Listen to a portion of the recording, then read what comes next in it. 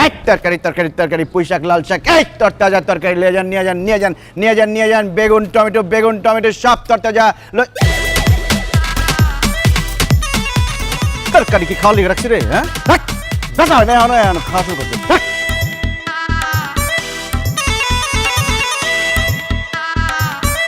ওই যে কাপ আসতেছে যেভাবে তার কাছে ব্যস্ত ওইদিকে চা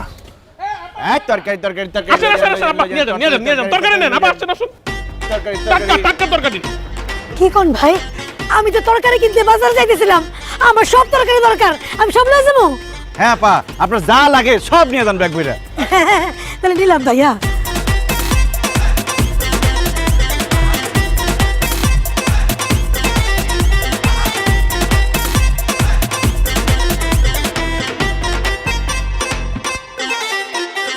ভাইরা আপনারা আমার অনেক উপকার করলেন আল্লাহ আপনাকে ভালো রাখুক সুস্থ রাখুক হে আল্লাহ আমার এই ভাইগো আপনি নেক হায়াত দান করেন আমিন আল্লাহুম্মা আমিন ভাই আমি আসি পেটে অনেক খিদা রান্না করে খাই গা এই আপা দাঁড়ান আরে কই দিতেছেন বিলটা দিয়ে যান আপনার বিল হইছে 1850 টাকা টাকাটা দেন টাকা দিব মানে এ ভাই আপনারা আমার এই তরকারি দান করেন নাই দান করতে বসে এই জায়গায় আমরা ব্যবসা করতেছি আল্লাহ আপনারা ব্যবসা করেন যেভাবে শার্ট প্যান্ট পরে আছেন আমি তো ভাবছি আপনারা অনেক বড় লোক বাসে তরকারি বেশি হয়ে গেছে এর লিগে আপনারা আমার মতো ফকিন্নিরে তরকারি দান করতেছেন ও মা এখন থেকে আপনারা ব্যবসা করতেছেন আর আমি গরিব মানুষ আমার ঘরে তরকারি নাই এর লিগে আমি ইচ্ছা মতো সব তরকারি নিছি আমার কাছে তো টাকা নাই আমি টাকা দিতে পারবো না টাকা না থাকলে তরকারি নিছেন কেন সব ফেরত দেন দেখেন এই ফকিন্নির কাছ থেকে যদি আপনার তরকারি ফেরত নেন আমি আপনাকে অভিশাপ দিলাম আপনাকে তরকারি ব্যবসার মধ্যে গজব পড়বো না আপা তার তরকারি ফেরত দেওয়ার দরকার নাই দেখেন আপা আমরা তো টাকা দিয়ে তরকারিগুলো কিনছি আপনি যদি কিছু টাকা না দেন আমাদের তো অনেক লস হয়ে যাবে অল্প কিছু টাকা দিয়ে দেন ও বুঝছি শোনেন আমি এলামকে ইট ভাঙার কাজ করি সারাদিন কাম করি সন্ধ্যার সময় টাকা পাই আপনারা তো এইখানে তরকারি বেচেন তাই না প্রত্যেকদিন আমি সন্ধ্যার সময় যাওয়ার সময় কিছু টাকা কিস্তিতে দিয়ে যাবো এখন আমি যাই পেটে অনেক খিদা লাগছে আপা মনে করে কিন্তু দিয়ে যান আপা অল্প কিছু টাকা এখন দিয়ে যান বাইরে কোনো টাকা নাই একেবারে খালি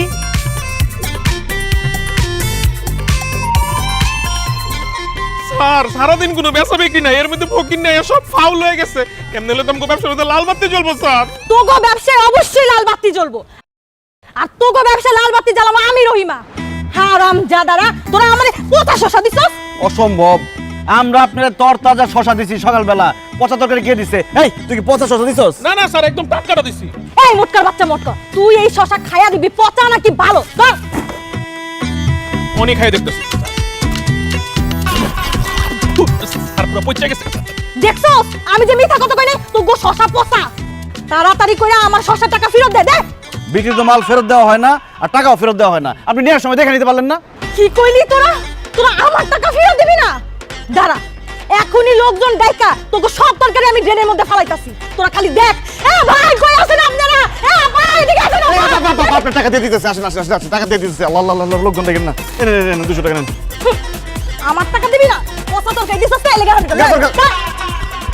আল্লাহ রে সকাল থেকে মাত্র 200 টাকার শশা বিক্রি করছি তাও টাকা ফেরত নিয়ে গেল এইভাবে চললে কিভাবে হইব ওই পাইকারি দোকানদার আমাদেরকে 50 জিনিসপত্র দিয়ে আমাদেরকে ঠকাইছে এখন আমরা কি করি কি করবো আমরা এখন কি করবি মানে এই মহল্লা থেকে এখন তরকারি দোকানে বেরো এই মহল্লায় শুধুমাত্র তরকারি বিক্রি করে আমি এই আদা টাকলা তুই তোর জায়গায় তরকারি বিক্রি করবি আমরা আমাদের জায়গায় তরকারি বিক্রি করব তোর বাপের কি তোর এত বড় সাহস তুই আমার টাকা লাগস তুই যে এই মহল্লার তরকারি বিক্রি করস কমিশনের পারমিশন দিছস তুই ভ্যাট ট্যাক্স দিছস না তো ভাই তরকারি বিক্রি করতে হইলেও কি কমিশনারের অনুমতি নিতে হয় ভ্যাট ট্যাক্স দিতে হয় ওরে শালা অনুমতি না নিয়ে তুই এই মহল্লা তরকারি বিক্রি করা শুরু করছস আবার ভ্যাট ট্যাক্স কিছু দেস না তার উপরে আবার আমার এক টাকলা মায়ের আজকে একটা মাটিতে পড়বো না সব তোর পিঠে পড়বো এই ধর শালা করে যেতেছি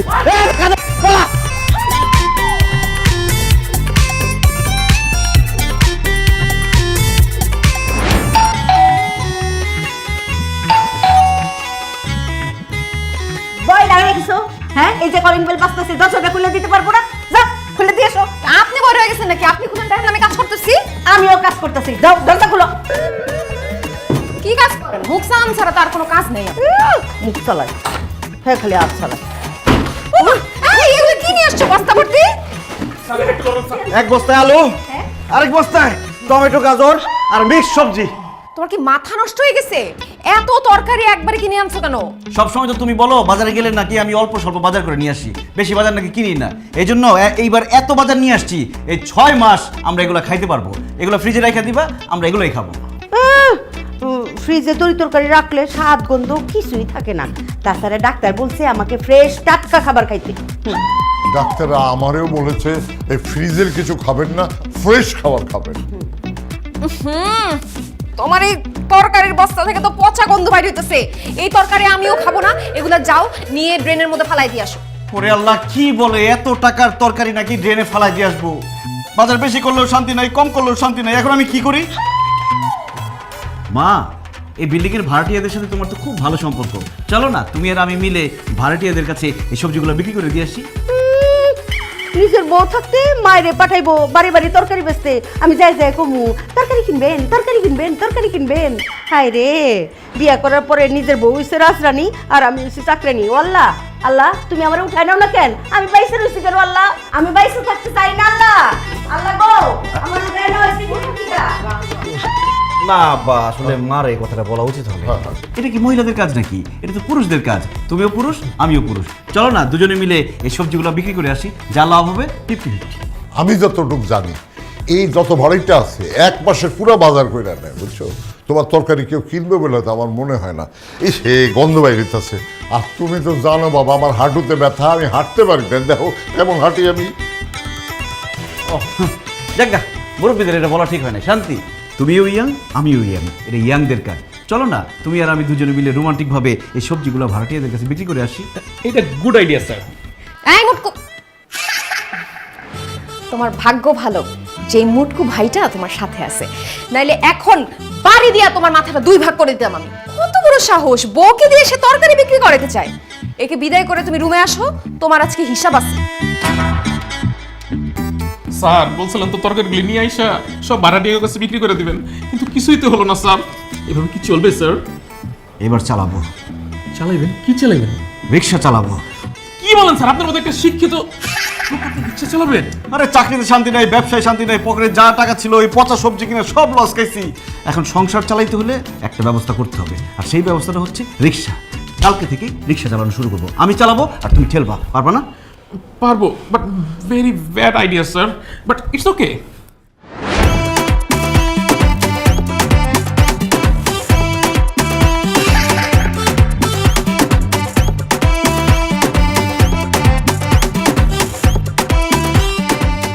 স্যার মানে রিক্সা চালানি কষ্ট হইলেও একটা মজা আছে, মানে টাকাটা নগদ পাওয়া যায় স্যার। একদম ঠিক বলেছো বান্টি, কিন্তু আমাদেরকে গোপনীয়তা বজায় রাখতে হবে, যাতে আমাদের পরিচিত কেউ আমাদের না দেখে রিক্সা চালাইতে। একদম স্যার।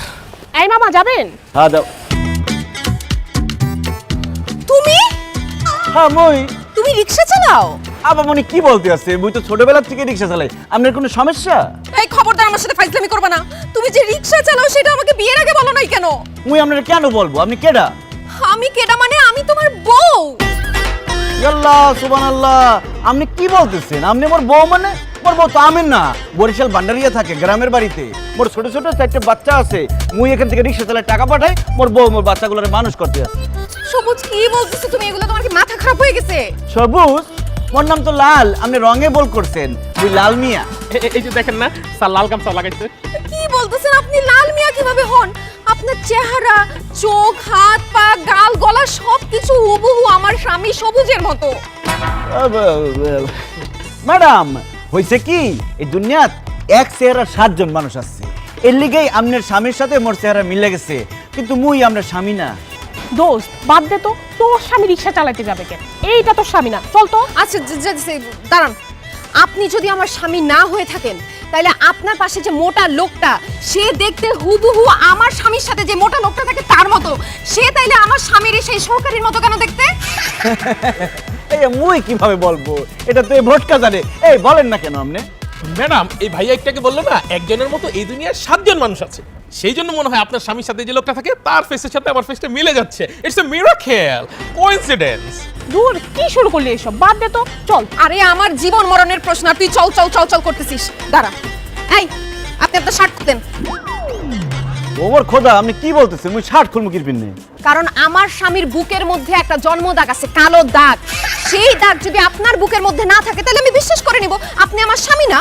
অসম্ভব, মুই দুইটা বেগানা নারীর সামনে মুই মোর শার্ট খুলতে পারবো না। মুই তো মোর বড় সামনে শার্ট খুলি না। তুই খুলবি, তোর বাপ শার্ট খুলবো। এই না হাত ধরতো। না মুই খুলবো না শার্ট। এই খবরদার, মোরে ধরবেন না, মারবেন। দোস্ত, কালো দাগ তো সত্যি সত্যিই আছে। এই সত্যি করে বলেন তো আপনি কে? ধরা যখন পড়ে গেছি আর মিথ্যা কথা বলবো না শান্তি। আমি লাল মিয়া না, আমি সবুজ, তোমার স্বামী।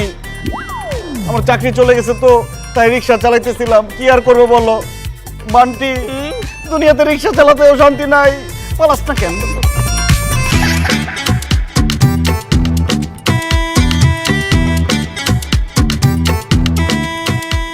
ছি শান্তি, ছি।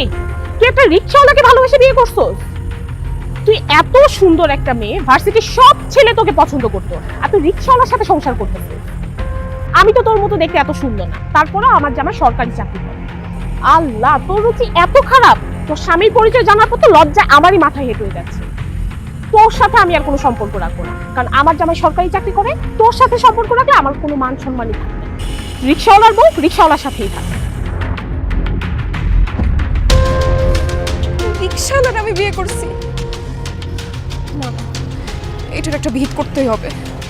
আজকে বাবার ফোন দিয়ে সব বলবো আমি।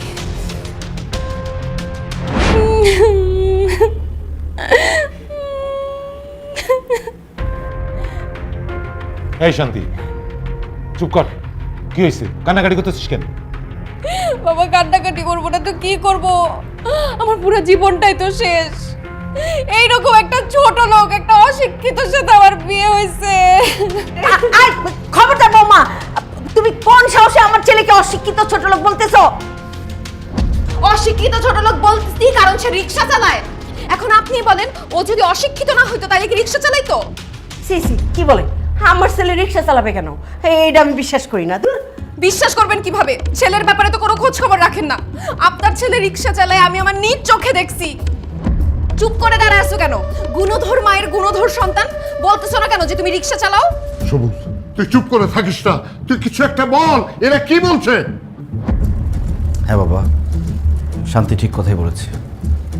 আমি রিক্সা চালাইছি। এবার আমার কথা বিশ্বাস হলো তো শাশুড়ি আম্মা যে আপনার ছেলে রিক্সা চালায়? এবার বুঝছেন আমি যে আপনার ছেলেকে ছোট লোক বলছি, অশিক্ষিত বলছি, এমনি এমনি বলি নাই। সে আসলেই অশিক্ষিত, আসলে একটা ছোট লোক। সবুজ, তোরে আমি এত কষ্ট করে লেখাপড়া শিখাই বড় করছি, তোর বউর কাছে এইভাবে অপমানিত হওয়ার জন্য? তুই কেন রিক্সা চালাস? তুই ক, সত্য করে ক। যে কারণেই হোক, আপনার ছেলে তো রিক্সা চালায় না, এটা তো সত্যি না? ছি ছি ছি ছি, আমার ভাবতেই অবাক লাগছে আমার মেয়ের জামাই রিক্সা চালায়। আপনাদের কোনো মান সম্মান না থাকতে পারে, কিন্তু আমার তো মান সম্মান আছে। বাইরে যদি জানাজানি হয়ে যায় যে আমার মেয়ের জামাই রিক্সা চালায়, তাহলে আমার মান সম্মান কিছুই তো থাকবে না, আমি মুখ দেখাতে পারবো না। শান্তি, এই জন্যই আমি তোকে বলেছিলাম প্রেম করে বিয়ে করিস না, কিন্তু তুই তো আমার কথা শুনলি না। বাবা, আমার অনেক বড় ভুল হয়ে গেছে। আমি যদি জানতাম ওদের ফ্যামিলি এরকম ছোট লোক, এরকম রিক্সাওয়ালার ফ্যামিলি, তাইলে আমি জীবন নিয়েও এখানে বিয়ে করতাম না। বাবা, এখন আমি কি করব? যাই করো শান্তি, আমার সংসারটা ভেঙে তুমি চলে যাও না। তোমার সাথে আমি সংসার করতে চাই, আমি তোমাকে ভালোবাসি। ঠিক আছে, তুমি যদি আমার মেয়ের সাথে সংসার করতে চাও, তাহলে আমার একটা কথা রাখতে হবে। কি কথা রাখতে হবে বলেন? তুমি তোমার এই বাবা মাকে ছেড়ে আমার বাড়িতে গিয়ে ঘর জামাই থাকতে হবে। অসম্ভব। আমার ছেলে আমার কলিজার টুকরা, আমার বুকের ধন। আমার ছেলে এই বাড়ি তুই আম করে তুই কোনো হানে থাকবো না। ঘর জামাই যাওয়ার তো প্রশ্নই ওঠে না। আল্লাহ দোহাই, বিআই সাহেব এই কথা বলবেন না প্লিজ। সবুজ, আমার বাবা যা বলছে তুমি এখন সেটা করবা। তুমি এখন আমাদের বাসায় যাবা, আমাদের বাসায় ঘর জামাই হয়ে থাকবা। তোমার চাকরি বাকরি থেকে শুরু করে সবকিছু আমার বাবা দেখবে, সে তোমার লাইফ সেটেল করে দিবে। অসম্ভব। প্রয়োজন পড়লে আমার ছেলেরে আমি ভিক্ষা করে খাওয়াবো, তাও আমার ছেলে আম করে সাইরা কোথাও যাইবো না। আমার ছেলেরে আমি যাইতে দিবই না। সবুজ, তুমি এখন বলো কি করবে? তুমি কি আমার সাথে আমাদের বাড়িতে গিয়ে ঘর জামাই থাকবে, নাকি তোমার বাবা মার সাথে থাকবে? তুই চুপ করে আছিস কেন? বল বাবা, তুই বল, তুই বাবা মায়ের সাথে থাকবি? সবুজ, চুপ করে আসিস কেন? তুই ক, তুই তোর মায়ের সাথে থাকবি। ক, বলো সবুজ, তুমি যাই বলো তাই আমি মেনে নেব, সিদ্ধান্ত তোমার। আজকে রাতটা আমাকে সময় দেন, আমি কালকে আপনাকে জানাচ্ছি। শান্তি, আমি এখন গেলাম। যেভাবেই হোক জামাইকে আমাদের বাসায় নিয়ে যেতেই হবে। তুই জামাইকে রাজি করা, আমি কাল সকালে আবার আসবো, তোকে আর জামাইকে নিয়ে যাবো। যা, ব্যাগটা গুছিয়ে নে।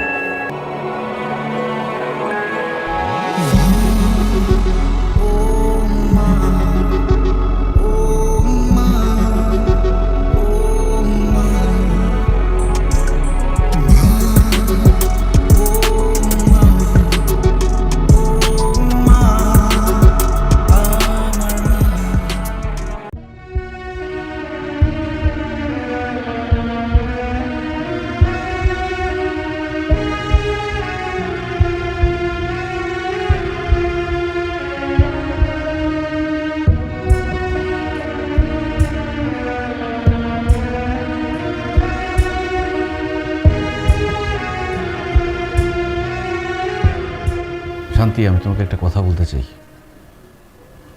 আসলে আমার চাকরিটা চলে গেছে অনেক দিন হলো, কিন্তু আমি তোমাকে বলি নাই কখনো। এরপর থেকে আমি ব্যবসা করার চেষ্টা করছি, তরকারির ব্যবসা করতে গিয়ে সব টাকা লস খেয়েছি। এরপর কি করব, কিভাবে সংসার চালাবো বুঝতে পারছিলাম না। তারপরে আমি রিক্সা চালানো শুরু করি। কিন্তু আমি তোমাকে কথা দিচ্ছি, আমি আর রিক্সা চালাবো না। তোমার বা তোমার বাবার মান সম্মান নষ্ট হয়ে যাবে এরকম কোনো কাজই আমি করব না। দরকার হলে আমার আগের চাকরির ওখানে যাব, বসের হাত পা ধরে আমি মাপ চাইব, চাকরিটা ফেরত চাইব। যদি সেটাও না হয়, আমি একটা চাকরির ব্যবস্থা করে ফেলব। প্লিজ, তুমি আমাকে আমার বাসা ছেড়ে, আমার বাবা মাকে ছেড়ে চলে যেতে বইলো না। একটা ব্যাপার চিন্তা করে দেখো, আমি যদি চলে যাই আমার বাবা মার কি হবে, তাদের কে দেখবে? তাদেরকে দেখতে হবে কেন? গ্রামে ভালো বাড়িঘর আছে না, তাদেরকে গ্রামে পাঠিয়ে দাও। তুমি মাসে মাসে টাকা দিবা, তারা গ্রামে আরামে থাকবে। আমার বাবা মা আমাকে ছাড়া থাকতে পারবে না। আমি আমার বাবা মায়ের একমাত্র সন্তান। আমার একটা বোন ছিল, কিন্তু সে রোড অ্যাক্সিডেন্টে মারা যায়। এরপর থেকে আমার বাবা মা আমার সাথেই থাকে। আমি যখন ঢাকা শহরে পড়াশোনা করছি তখনও আমার সাথে থাকতো। সেই বাবা মার কাছ থেকে তুমি আমাকে আলাদা করো না। আমি আমার বাবা মার সাথেও একসাথে থাকতে চাই। চলো না, সব কিছু ভুলে তুমি, আমি, আমার বাবা মা একসাথে সুখে শান্তিতে থাকি। সরি, তোমাকে আমি এই শান্তিটা দিতে পারতেছি না, কারণ তোমার এই বাসায় থাকলে আমাকে ধুকে ধুকে জীবন কাটাইতে হবে। এইটা আমি কোনো দিনও পারবো না। তাছাড়া তোমার এই বাসা, এই বাড়ি ঘর, তোমার বাবা মা আমার কাউকেই পছন্দ না। দেখো, আমাদের বাসায় গেলে তোমার জন্যই ভালো হবে। আমার বাবা তোমাকে একদম সেটেল করে দিবে, তোমার লাইফ নিয়ে কখনো কোনো টেনশনই থাকবে না। কালকে সকালবেলা বাবা আসবে, তুমি সব কিছু গুছিয়ে নাও। তুমি, আমি বাবার বাড়িতে চলে যাব।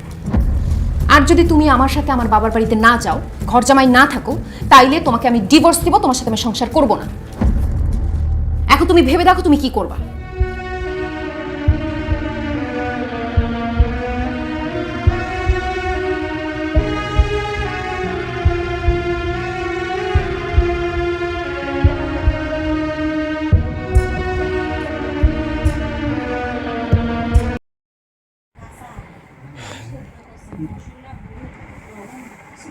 নানি, নানি, আমার একটা কথা আছে।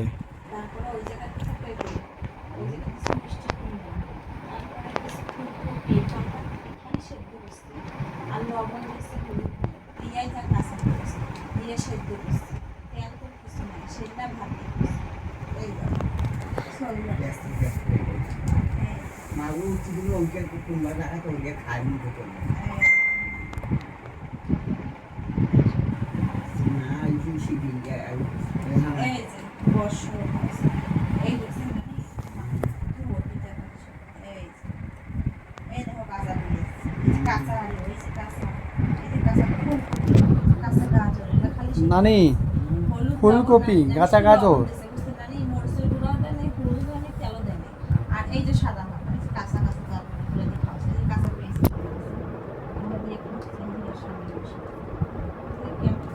মানে সব মিথ্যা কথা। আমারই গল্প নাই, পাড়ার পাড়া সবজি মাইয়ে গেছি, আমার খাই পাঁচটা দিলে সেটা চাপা চাপে খায়। 8 দিন বাদ ভাত এক ওই চাল নিয়ে গেছি চাল পেয়েছে বলে বাপ এক পোয়ায় 50 টাকা চাল সবগুলো কাঁচা জিনিস খায় সেই জায়গা গেছে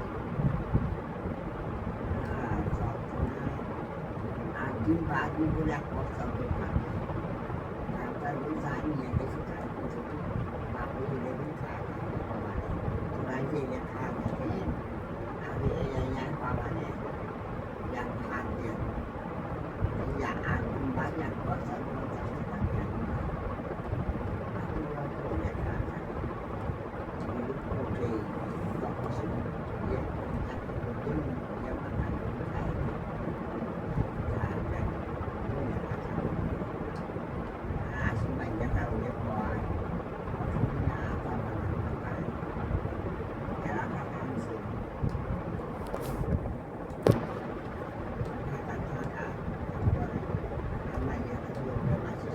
50 টাকা BASIC BASIC basic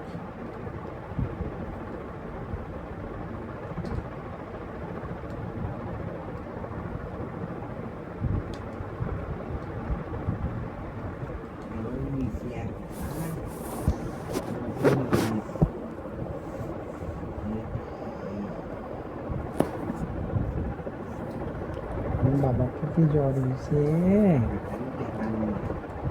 Lalu dia susah aja. Kalau dia